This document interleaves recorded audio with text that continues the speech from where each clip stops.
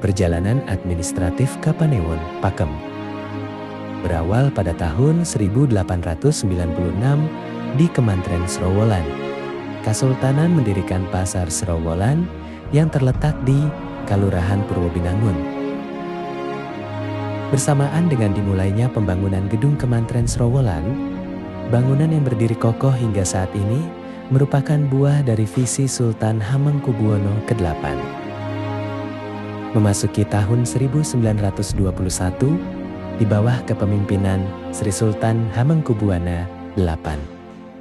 Pada periode Hindia Belanda ini, wilayah Pakem menyandang status sebagai kemanten yang dipimpin oleh seorang abdi dalam dengan sebutan Mantri Pamong Praja.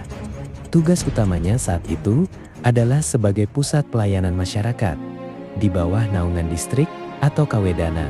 Salah satu tokoh penting bangsa, Bapak Sayuti Melik, memiliki ikatan sejarah yang sangat erat dengan wilayah ini. Pengetik naskah proklamasi tersebut menghabiskan masa kecilnya di Srowolan dan menimba ilmu di sekolah Ongkoloro Tweed Class School yang berlokasi di Kementerian Pakem. Hubungan sejarah ini menjadikan Pakem sebagai tempat penting yang turut membentuk karakter tokoh perintis kemerdekaan Indonesia.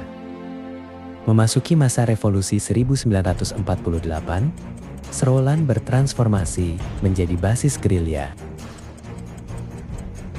Gedung Kementerian beralih fungsi menjadi titik temu pejuang, sementara pasarnya dijuluki Pasar Perjuangan karena menjadi penopang logistik utama militer Indonesia. Pada tahun 1948 terjadi perubahan nomenklatur pemerintahan di mana tingkatan kementerian diubah menjadi Kapanewon. Pada saat agresi militer Belanda kedua, ketika pusat berada di kota Sleman serta dikuasai oleh Belanda, banyak pasar menjadi sepi. Akan tetapi, Pasar Srowolan tetap hidup karena lokasinya yang terpencil dan tersembunyi. Pasca kemerdekaan, terjadi penggabungan 16 kalurahan lama menjadi 5 kalurahan besar. Kalurahan Pakembinangun sendiri merupakan penyatuan dari Kalurahan, Wonogiri, Padasan, dan Pakem. Pusat pemerintahan secara bertahap dipindahkan ke lokasi yang lebih strategis di Pakem Gede Dusun Pakembinangun.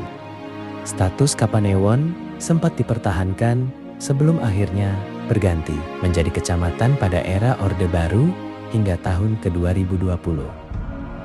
Pada sekitar tahun 1950, kebutuhan akan gedung yang lebih modern memicu rencana pembangunan total.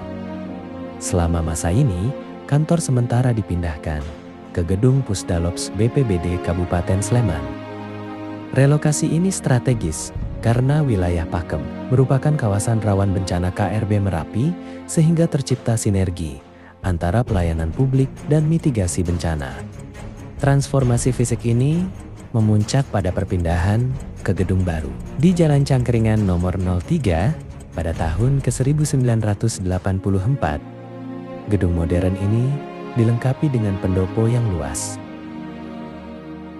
Akhirnya, melalui Undang-Undang Keistimewaan Daerah Istimewa Yogyakarta, nomenklatur kecamatan secara resmi diubah kembali menjadi Kapanewon pada tahun ke-2020.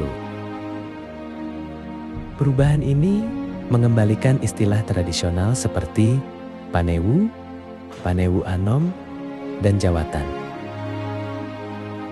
Sekaligus merekonsiliasi sejarah modern Pakem dengan akar budayanya yang lahir dari tanah Srowolan lebih dari 1 abad silam. Kini Kapanewon dipimpin oleh seorang Panewu. Kapanewon Pakem terus melangkah maju. Kantor ini adalah monumen hidup yang menjaga napas tradisi di bawah bayang-bayang Gunung Merapi.